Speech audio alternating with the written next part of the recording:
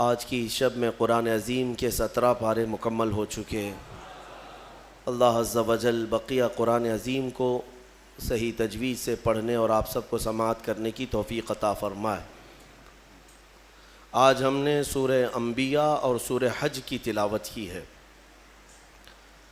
انبیاء یہ نبیوں کی جمع ہے، نبی کی جمع ہے۔ اس میں اللہ عز و جل نے کئی انبیاء اکرام علیہ السلام کا ذکر فرمایا، خصوصیت کے ساتھ سیدنا ابراہیم علیہ السلام اور حضرت ایوب علیہ السلام کے حالات بیان فرمائے، اور حضرت یونس علیہ السلام کے متعلق بھی۔ انبیاء اکرام علیہ السلام کے متعلق اسلامی عقیدہ ہمارا یہ ہے کہ نبی ہوتے کون ہیں؟ نبی کون ہیں؟ کیا وہ آسمانوں سے آتے ہیں یا کوئی الگ مخلوق ہیں؟ نہیں، بلکہ وہ انسانوں میں سے ہی ہیں، مگر یہ کہ اللہ تعالیٰ ان کو چن لیتا ہے اور پیدائش سے لے کر ان کی وفات تک مولا ان کو ہر عیب سے اور ہر گناہ سے پاک رکھتا ہے۔ اور نبیوں کو ہی معصوم کہا جاتا ہے۔ معصوم کا جو لفظ ہے یہ نبیوں کے لیے ہے اور فرشتوں کے لیے ہے۔ عصمت یہ عربی کا لفظ ہے۔ لہٰذا ہمارا عقیدہ یہی ہے کہ انبیاء اکرام علیہ السلام معصوم عن الخطا ہوتے ہیں، خطا سے ہمیشہ کے لیے وہ محفوظ ہوتے ہیں۔ معصوم اور محفوظ میں فرق ہے۔ معصوم وہ ہے جو کبھی گناہ کر ہی نہیں سکتا، محفوظ وہ ہے جس کے اندر گناہ کرنے کی طاقت تو ہے لیکن اللہ نے اسے بچا رکھا ہے، محفوظ ہے وہ۔ بہرحال انبیاء اکرام علیہ السلام کے بارے میں یہ عقیدہ ہمیشہ رکھنا ہوگا آپ کو کہ وہ ہر عیب سے، گناہوں سے پاک ہوتے ہیں، اور ان سے ریلیٹڈ کسی بھی چیز کو ہلکے میں آپ نہیں لے سکتے۔ کسی بھی نبی کی ادنا سی توہین کرنا کفر ہے، اسلام سے وہ بندہ خارج ہو جائے گا۔ انبیاء اکرام علیہ السلام کے متعلق جو عقائد ہیں اس کو میں سرسری طور پر آپ کے سامنے رکھ رہا ہوں۔ نبی جو ہے یہ محنت سے اور عبادت سے نہیں بنتے۔ پرہیزگار ہو جائے تو نبی بن گئے، بہت زیادہ نمازیں پڑھی، بہت زیادہ اللہ کی بارگاہ میں دعائیں کی تو نبی بن گئے، نہیں۔ نبوت یہ کسب سے، محنت سے ملنے والی چیز نہیں ہے، بلکہ یہ اللہ کی عطا ہے، اور اللہ تعالیٰ نے روحوں میں ہی چن لیا کہ کس کو نبی بنایا جائے گا۔ ابھی دنیا میں آنے سے پہلے ہی جب وہ روحیں ہماری جہاں تھیں، اللہ تعالیٰ نے ان روحوں میں ہی منتخب کر لیا کہ یہ لوگ نبی بنیں گے اور دنیا میں جائیں گے۔ اور وہ آتے کیوں ہیں؟ ایک قوم میں کبھی نبی آئے، کبھی ایک خاندان میں آئے، کبھی ایک شہر میں، کبھی ایک ملک میں، جیسی ضرورت رہی ویسے نبی آئے۔ اور نبیوں کا جو کام ہوا کرتا ہے وہ یہی ہے کہ بھولی بھٹکی قوم کو پھر سے اللہ کے راستے پر لے آنا، شرک سے، بت پرستی سے، کفر سے انہیں نجات دینا، اور ایک خدائے وحدہ لا شریک کی عبادت کی طرف انہیں مائل کرنا، یہ نبیوں کا اہم کام۔ اور ایک بات یاد رکھیں، آدم علیہ السلام سے لے کر میرے آقا صلی اللہ تعالیٰ علیہ وسلم تک جتنے نبی آئے، سارے نبیوں کا عقیدہ ایک ہی تھا، عقیدے میں کسی کے فرق نہیں۔ اللہ کے ایک ہونے میں سارے نبیوں کا اتفاق، قیامت کے قائم ہونے میں سارے نبیوں کا اتفاق، اللہ تعالیٰ کے فرشتے موجود ہیں اس پر سارے نبیوں کا اتفاق، تقدیر کے متعلق سارے نبی ایک ہی عقیدے کے مالک ہیں۔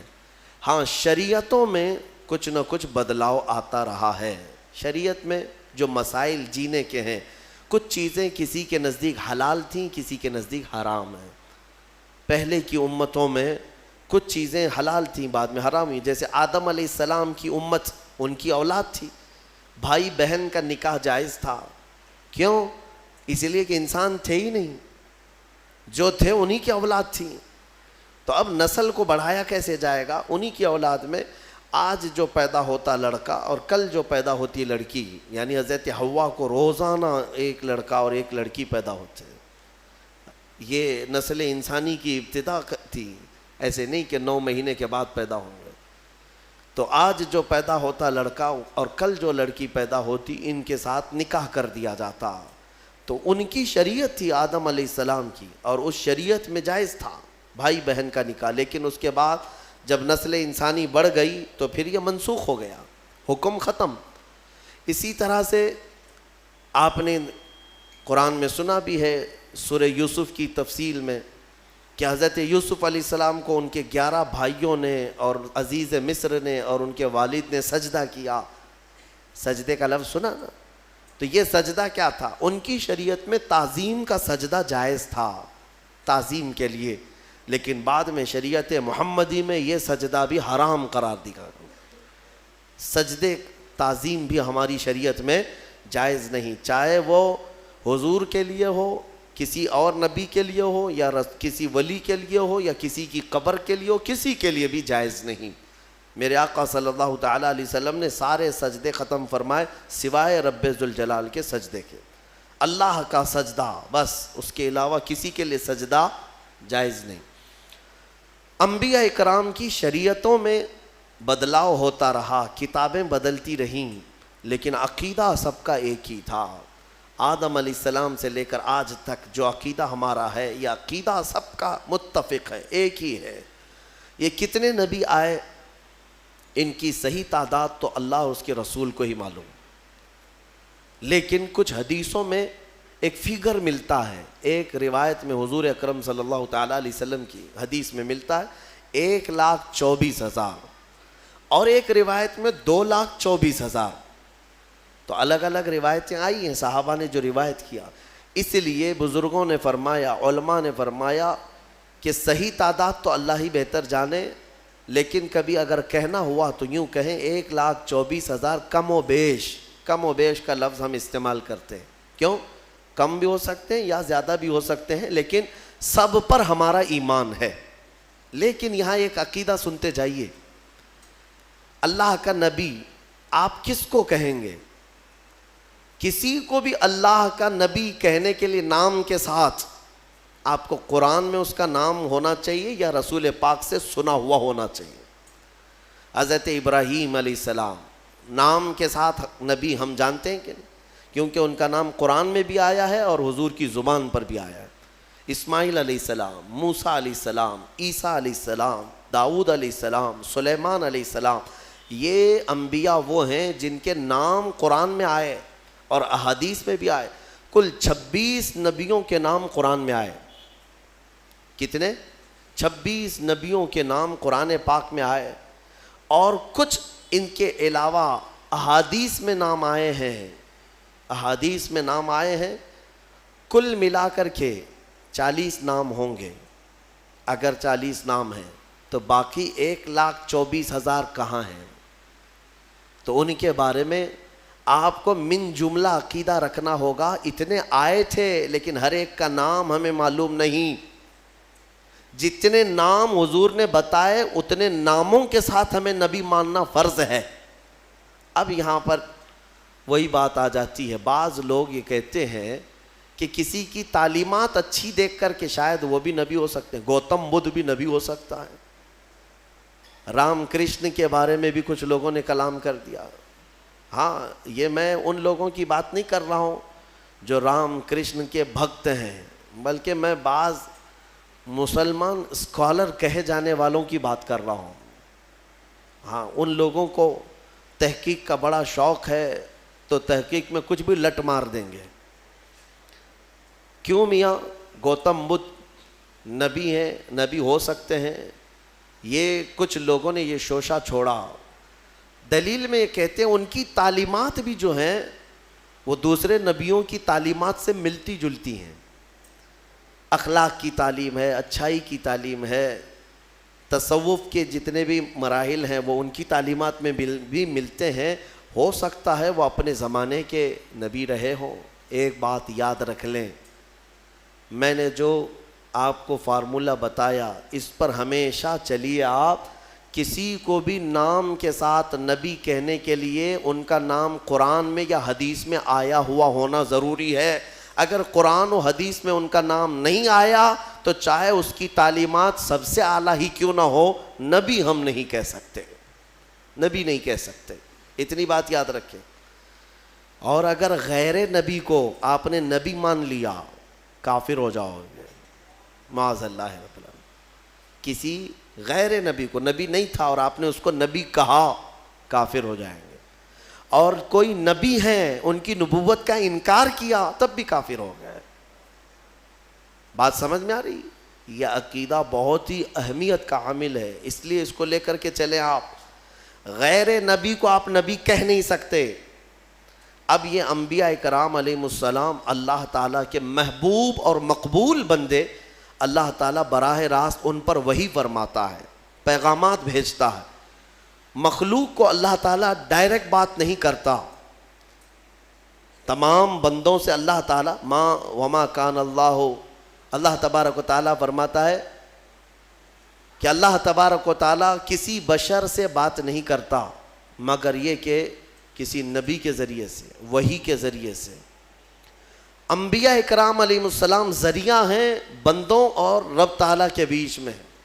جو احکام اللہ کے پہنچانے ہوتے ہیں وہ بندوں کے ذریعے سے، نبیوں کے ذریعے سے پہنچائے جاتے ہیں. اب آپ توجہ چاہتا ہوں، 1,24,000 کم و بیش جتنے بھی نبی آئے کہاں سے شروع ہوئے کہاں پہ ختم ہوئے یہ بھی ماننا ضروری ہے آپ کو. اسلامی عقیدہ، سب سے پہلے نبی آدم علیہ السلام اور سب سے آخری نبی محمد صلی اللہ علیہ وسلم، یہ دونوں چیزیں بھی ماننا آپ کو ضروری ہے. قرآن پاک جب مکمل ترتیب دے دیا گیا نا، مکمل ترتیب دے دیا گیا تو ادھر ایک اور ادھر ایک، جس کو ہم رٹ کہتے ہیں نا، رٹ پٹھا یعنی کور، اس کو عربی میں دفت کہا جاتا ہے. ما بین الدفتین، یعنی 2 رٹ کے کور لگا دیے گئے قرآن کو.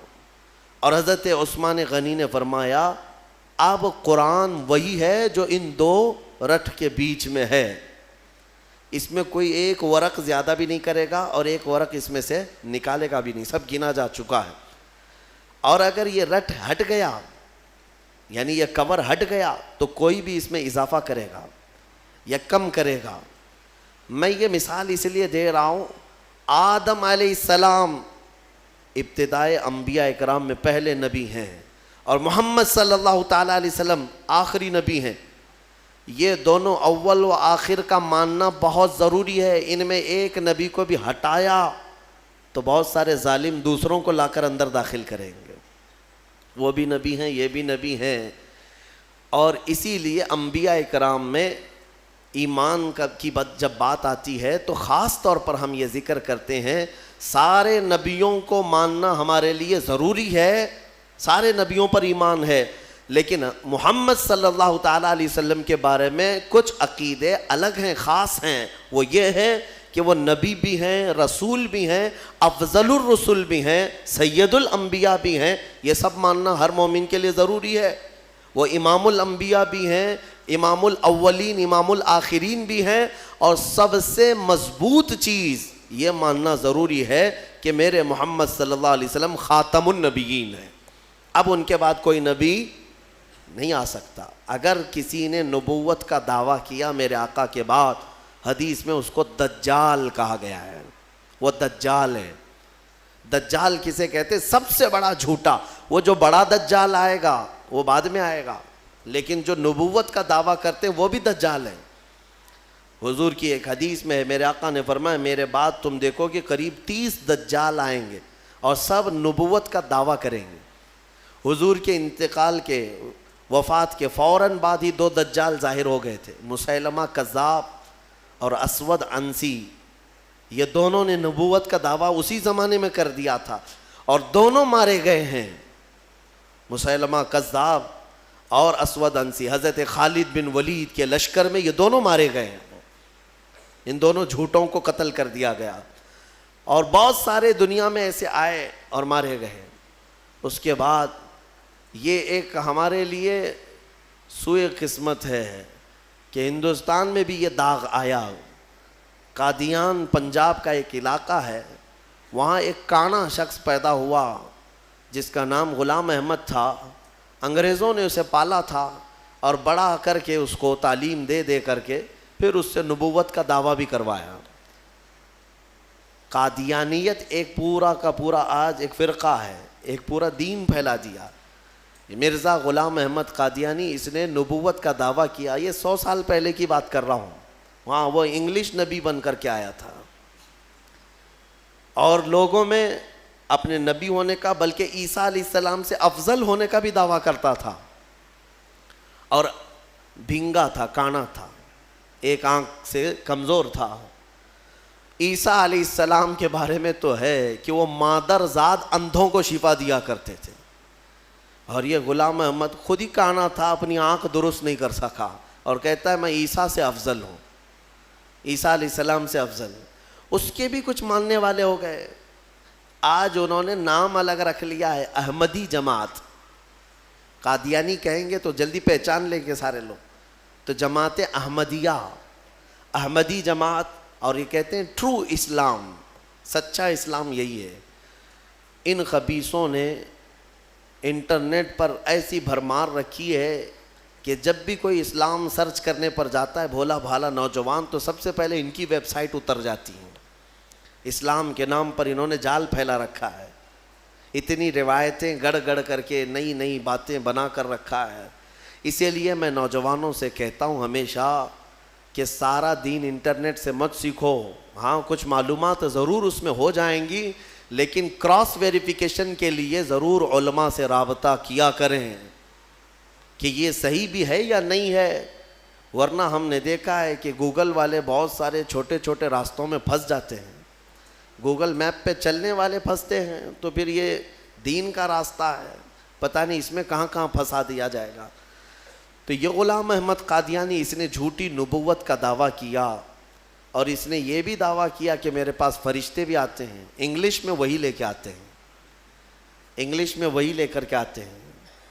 اور اس نے کتابیں بھی لکھ دیں, 17-18 کتابیں لکھی, اور سب میں الگ الگ تعلیمات بھر دیا. جیسے حضور پاک صلی اللہ تعالیٰ علیہ وسلم کی حدیثیں ہیں, اس کو چرا چرا کر کے الگ الگ مضمون کی کتابیں لکھ دیا. آپ کو میں ایک بات بتا دوں, اس نے خود اپنے ہاتھوں سے کتاب لکھا ہے, جبکہ 1,24,000 کم و بیش جتنے نبی آئے, ان نبیوں کے بارے میں ایک روایت متفقہ ہے کہ کسی بھی نبی نے اپنے ہاتھ سے کوئی وحی نہیں لکھی. اسی لیے تو میرے آقا صلی اللہ علیہ وسلم نے بھی نہیں لکھا. اور اس بات کو لے کر کچھ جاہل یہ سمجھتے ہیں کہ حضور کو لکھنا نہیں آتا تھا. ارے نبیوں کی شان ہے, وہ لکھتے نہیں تھے. کیوں؟ اس لیے کہ نبی کا حافظہ ایسا ہوتا ہے کہ اسے لکھنے کی ضرورت ہی نہیں ہوتی, ضرورت نہیں. ہاں لیکن لکھوایا جاتا تھا, حضور نے لکھوایا ہے صحابہ سے. اور یہ مردود تو خود ہی لکھتا تھا, ساری کتابیں خود ہی لکھا, اور پھر بعد میں مارا بھی گیا, ختم بھی ہو گیا.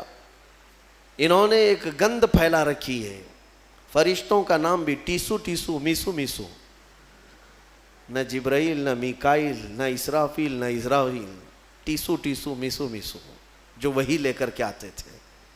نعوذ باللہ من ذالک. انہوں نے ایک دین کو مذاق بنایا. اس طرح کے اور بھی جھوٹے نکلیں گے.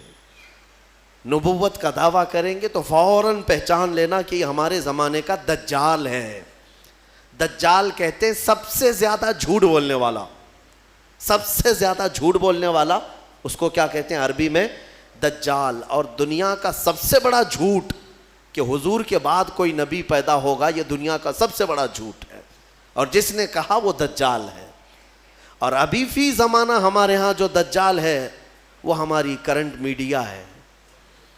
میڈیا, نیوز کے اینکر, یہ تقریباً یہ دجال کے چیلے ہیں, یعنی چھوٹے چھوٹے دجال ہیں. کیونکہ جھوٹ جتنا زیادہ بولتا ہے عربی میں اس کو دجال کہتے ہیں. دجل عربی کا لفظ ہے حقیقت کو چھپا دینا, حقیقت کو چھپا دینا. ہاں یہ کہیں گے گھر چوری ہو گیا, دیکھا ہے چور سامنے سے جا رہا ہے, نہیں میاں وہ تو لومڑی نے چوری کیا ہے, اور پوری دنیا کو باور بھی کرا دیا جائے گا لومڑی نے چوری کیا ہے. یہ جو دجل ہے اس کو دجال کہتے ہیں, یہ جھوٹ.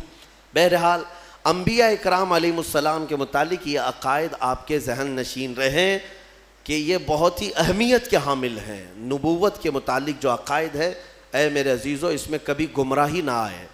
ابھی ماضی میں 4-6 مہینے پہلے ہی ہم سے کچھ لوگ بار بار مطالبہ کر رہے تھے کہ ایک ہندوستان میں کوئی رام پال نام سے شخص ہے جس نے تعلیمات وغیرہ کے ذریعے سے اپنے آپ کو یہ ثابت کرنا شروع کیا کہ محمد کے بعد میں آخری نبی ہوں. تمہارا کیا تعلق ہے نبوت سے؟ ادھر کیوں آ گئے؟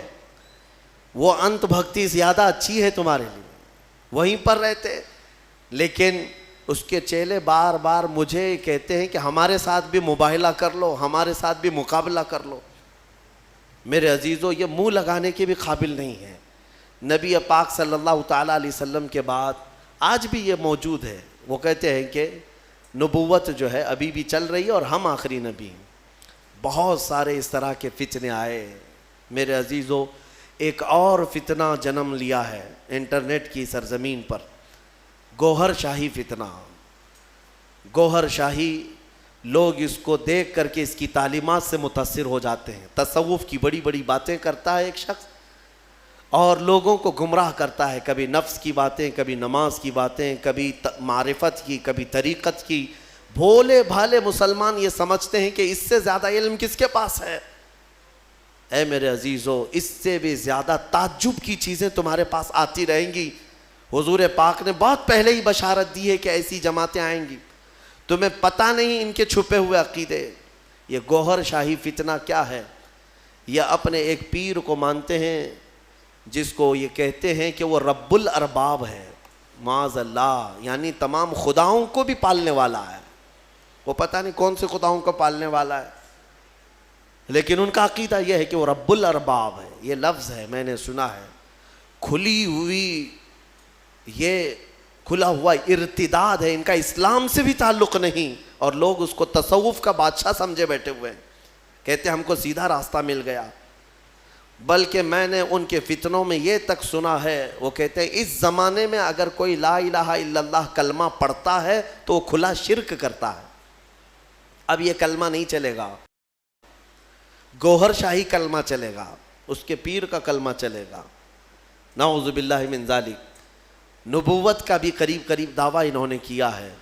اور جانتے ہیں یہ گوہر شاہی جو ایک فرقہ ہے، ریاض نام سے کوئی ان کا گرو گھنٹال ہے، اس کو اس بڑی پیمانے پر مانتے ہیں کہ یہ تسبیح میں کیا پڑھتے ہیں؟ ہم تو سبحان اللہ کہتے ہیں، وہ سبحان الریاض کہتے ہیں. نعوذ باللہ من ذالک. میں بھولے بھالے سنی مسلمانوں کو سمجھانا چاہوں گا کہ صرف جو دکھنے والی چکا چوند ہے اس پر مت چلے جانا. ان کا چھپا ہوا زہر اتنا خطرناک ہے کہ تم بے ایمان ہو جاؤ گے، کفر کی موت مر جاؤ گے، تمہیں پتہ بھی نہیں چلے گا. ہو سکتا ہے 90 باتیں ان کی اچھی لگتی ہوں، تصوف کی، طریقت کی، معرفت کی، لوگوں کو کا دل موہ لیتی ہیں باتیں. انسان کے اندر کی حقیقت بتا رہا ہے، انسان کے عروج و ارتقاء کی منزلیں بتا رہا ہے، انسان کے برزخی زندگی بتا رہا ہے. تو لوگوں کو نیا پن اچھا لگتا ہے، اٹریکٹ ہوتے ادھر چلے جاتے ہیں. لیکن تمہیں پتہ نہیں اس اٹریکشن میں آپ کب کے دین کھو بیٹھتے ہو، ایمان چلا جاتا ہے. جو شخص دنیا میں اپنے پیر کو یہ عقیدہ رکھتا ہو کہ یہ رب الارباب ہے، یعنی رب کو بھی پالنے والا ہے معاذ اللہ، اور یہ عقیدہ رکھتا ہو کہ تسبیح اسی کی پڑھی جائے گی، اور یہ عقیدہ رکھتا ہو کہ کلمہ اس زمانے میں لا الہ الا اللہ پڑھنا کھلا شرک ہے، نعوذ باللہ، پھر اس کا دین اسلام سے کیا تعلق ہے؟ یہ یہودیوں کے پالے ہوئے وہ لوگ ہیں جو اسلام کو پڑھتے ہیں اور اسلامی لباس پہن کر کے ہماری جماعتوں میں آتے ہیں. لہٰذا میں سب کو الرٹ کرنا چاہوں گا، اس فتنے سے اپنے آپ کو بچاؤ. میں بہت دور دور جا کر کے دیکھا، چھوٹے چھوٹے علاقوں میں صرف انٹرنیٹ کو دیکھ کر کے لوگ اس کے مرید ہو گئے، اس کے گرویدہ ہو گئے، اس کے پیچھے ہو گئے. کسی وقت انشاءاللہ العزیز میں پورا آپریشن کروں گا اس کا، اس لیے کہ میں بہکتے ہوئے کئی لوگوں کو دیکھا ہے. بہرحال آج سورہ انبیاء کی ہم نے تلاوت کی. مختصراً میں عرض کروں، حضرت سیدنا ابراہیم علی نبینا علیہ الصلاۃ والتسلیم کا ذکر یہاں پر ہے. وہ جو آپ کے بچپن میں واقعہ پیش آیا کہ آپ تنہا اپنی آبادی میں تھے جو اللہ کی عبادت کرتے تھے، باقی سب کے سب وہاں پر بتوں کی پرستش والے، کچھ ستارہ پرست تھے، کچھ سورج کے پوجا والے تھے. ان سارے مشرکین کے بیچ میں تنہا ابراہیم علیہ السلام ہیں جو اللہ رب العزت کی عبادت کرتے اور لوگوں کو بلاتے بھی تھے کہ اس دین کی طرف آؤ. سگے چچا کو بلایا آزر جو مشرک رہا, حضرت ابراہیم علیہ السلام کی دعوت پر وہ نہیں آتے. بتوں کا تو ایک بہت بڑا میلہ لگتا تھا, اتنے بڑے وہاں پر تراشے ہوئے ان کے اپنے خدا تھے جن کے پاس منتیں مانگی جاتی, اعتکاف کرتے, نظر و نیاز کرتے, اس زمانے کے جیسے طریقے تھے ان کے. ایک مرتبہ ایسا ہوا کہ وہ لوگ پورے کے پورے گاؤں کے باہر میلے میں گئے تھے اور گاؤں میں کوئی نہیں تھا. ابراہیم علیہ السلام اکیلے آئے یہ جھوٹے خداؤں کے پاس, کلاڑی اپنے ہاتھ میں لے کر ایک ایک کو مارتے اور گراتے چلے گئے, سب کو توڑتے چلے گئے اور ان سے کہتے بھی تھے کہ میں مار رہا ہوں, بچا لو اپنے آپ کو. کون بچاتا؟ وہ اپنے جسم سے مکھی نہیں ہٹا سکتے. پھر اس کے بعد سارے لوگوں کو زمین بوس کر کے بڑے بت کے گلے میں کلاڑی لٹکا دیا. جو سب سے بڑا تھا اس کے گلے میں کلاڑی لٹکایا اور واپس چلے آئے.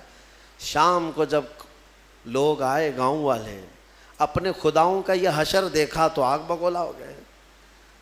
یہ سب ایسی درگت کس نے بنائی ان کی؟ قرآن میں اللہ تعالیٰ فرماتا ہے قالوا من فعل هذا بآلهتنا, سب کہنے لگے کہ کس نے کیا ہمارے خداؤں کے ساتھ ایسے. پھر سب آپس میں بات کرنے لگے. قالوا سمعنا فتى يذكرهم يقال له ابراہیم, ہم نے سنا ہے کہ ایک نوجوان رہتا ہے جس کا نام ابراہیم ہے, اسی نے کیا ہوگا, وہ اکیلا نہیں آیا تھا ہمارے ساتھ. تو لوگوں نے کہا بلاؤ اس کو. بادشاہ وقت کے سامنے بلایا گیا اور پوچھا گیا اَأَنْتَ فَعَلْتَ هَذَا بِآلِهَتِنَا یا ابراہیم, اے ابراہیم ہمارے خداؤں کے ساتھ تو نے ایسا کیا ہے؟ یہ سب ایسی درگت ان کی تو نے بنائی, سب ٹکڑے ٹکڑے نیچے گرے ہوئے ہیں. قال بل فعلہ کبیرہم, ابراہیم علیہ السلام نے کہا نہیں, ان کے بڑے نے کیا ہے, ان کے ساتھ ان کے بڑے نے کیا ہے. بڑا بہت موجود تھا نا, بڑا جس کی کلاڑی گلے میں لٹک رہی تھی. تو لوگ حیرت میں رہ گئے کہ ایک بڑے نے چھوٹوں کو سب کو کیسے مار دیا. ابراہیم علیہ السلام نے ذو معنی بات کی تھی, یعنی جس کو دو معنی والی بات کہا جاتا ہے. وہ تو جاہل سمجھ رہے تھے کہ ابراہیم نے کہا ہمارے بڑے خدا نے سب ایسا کیا, جبکہ ابراہیم علیہ السلام کی نیت یہ تھی کہ ان کا بڑا تو میں ہی ہوں, ان کا بڑا میں ہی ہوں, ان کے بڑے نے کیا ہے, آپ سچ ہی بول رہے تھے. لوگوں نے کہا ان کا بڑا ایسا کیسے کر سکتا ہے, ایسے کیسے کر سکتا ہے؟ تو آپ نے کہا باقی تو سب مرے ہیں, ایک تو کھڑا ہے, اس سے پوچھو کس نے کیا. ایک تو ابھی باقی ہے نا, اسی سے پوچھو باقی سب کے ساتھ ایسے کس نے کیا. تو سب غصے میں لال پیلے ہو گئے, کہا کہ تم ہمارے خداؤں کے بارے میں ایسی ایسی باتیں کرتے ہو. تو ابراہیم علیہ السلام نے کیا جملہ کہا کہ اُفٍّ لَكُمْ وَلِمَا تَعْبُدُونَ مِن دُونِ اللَّهِ أَفَلَا تَعْقِلُونَ, لعنت ہے تم لوگوں پر, اللہ کے سوا دوسروں کی عبادت کرتے ہو, ایسوں کی جو نہ اپنے آپ کو بچا پا رہے ہیں, نہ کسی کو نفع دے سکتے ہیں, نہ نقصان دے سکتے ہیں, ایسوں کی عبادت کرتے ہو. اب ظاہر سی بات ہے حق بات کڑوی ہوتی ہے, کڑوی لگتی ہے, ہوتی نہیں ہے, لگتی ہے.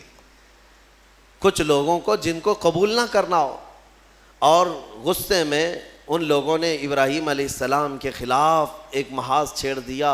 حکم ہوا کہ ایک آگ لگائی جائے اور انہیں جلایا جائے. یہ سن نہیں پاتے ہیں, حالانکہ جو حقیقت ہے وہ بتاؤ تو لال پیلے ہو جائیں گے, غصے میں آ جائیں گے. یہ برسوں سے چلا آ رہا ہے, برسوں سے ایسا ہے. ابراہیم علیہ السلام کو آگ میں ڈالنے کے لیے انہوں نے جو آگ لگائی, تفسیر میں اس کے لیے فرمایا گیا 1 مہینے تک جلاتے رہے. 1 مہینے تک سارے لوگ لکڑیاں جمع کیے, جنگل کاٹ کاٹ کر کے انہوں نے لکڑیوں کا اوٹ لگا دیا. آگ جب بھڑکائی گئی, اندازہ تو کیجئے ایک ابراہیم علیہ السلام کو ڈالنا تھا, تو اتنی آگ کی کیا ضرورت ہے, اتنی آگ کی کیا ضرورت ہے. یہ مشرکین کی فطرت ہے کہ انتقام جب لینے کی بات آتی ہے تو یہ بھڑک جاتے ہیں اور بہت ہی زیادہ بڑے پیمانے پر نقصان پہنچانے کے پلان بناتے ہیں. پہلی چیز سے بھی عادت رہی ہے. اتنی بڑی آگ لگائی, یہاں تک کہ اوپر سے اگر کوئی پرندہ بھی جاتا تو جل جاتا, اس آگ کی گرمی اتنی تھی. اور سب سے پہلے ان لوگوں نے منجنیق بنائی. منجنیق جس میں پتھر رکھ کر کے جو توپ ہوتا ہے نا, توپ جس طرح اڑاتے ہیں, وہ ابراہیم علیہ السلام کے لیے بنائی گئی سب سے پہلے, کیونکہ قریب میں جا کر کے ڈالے گا کون آگ میں؟ جو قریب جاتا وہ بھی جل جاتا. کافی دور 1 میل تک اس کی گرمی آ رہی تھی. منجنیق میں ابراہیم علیہ السلام کو رکھ کر کے اڑایا گیا تاکہ آگ میں وہ اچھل کر کے جائیں.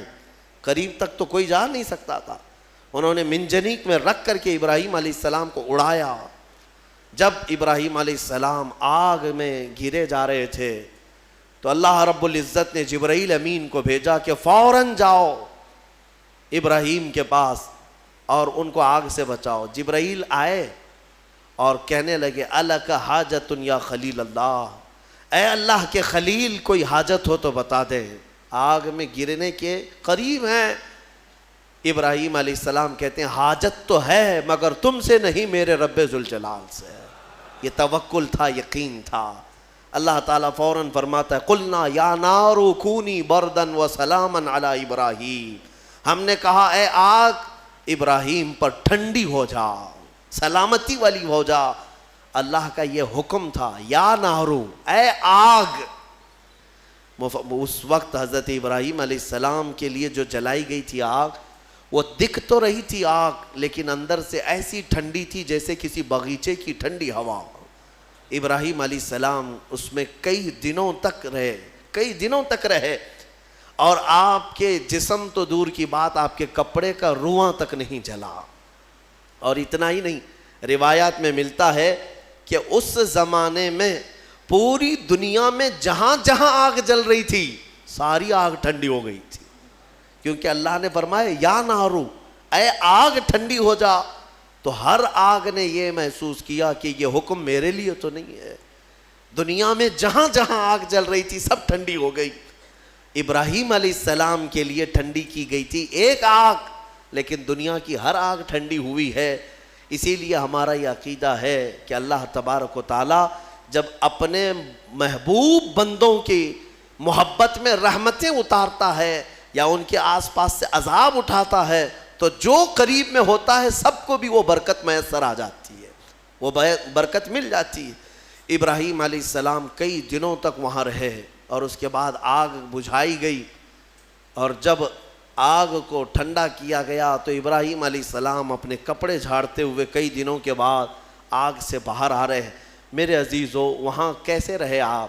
یہاں تک کہ روایات بتاتی ہیں کہ ابراہیم علیہ السلام کو اس آگ کے اندر پھل بھی ملتے تھے, غذا بھی ملتی تھی, پانی بھی ملتا تھا, ساری نعمتیں ملتی تھی, اور کھاتے بھی رہتے تھے, پیتے بھی رہتے تھے.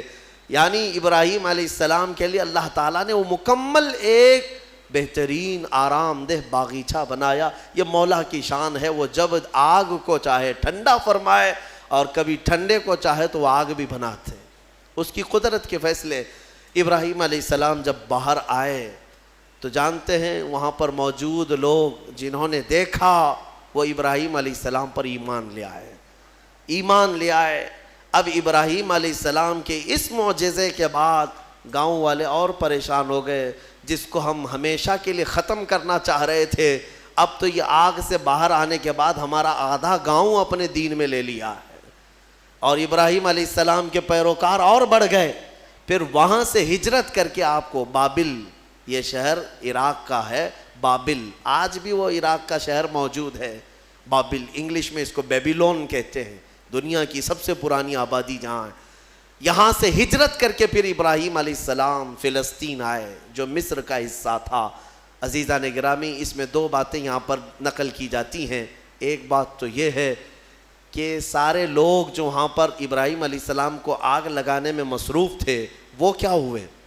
آگ جب بجھی ایک ہی دن کے اندر اللہ نے اس قوم پر ایسا عذاب نازل کیا کہ ان کے جسم زندگی میں ہی سڑ گئے, ایسے کہ ان کی انگلی لگاؤ تو گوشت نکل جائے. گلن ہو گئی, سڑن ہو گئی. ایک شام تک پوری آبادی سڑ گئی اور گل گئی, سب کے سب ہلاک و برباد ہوئے.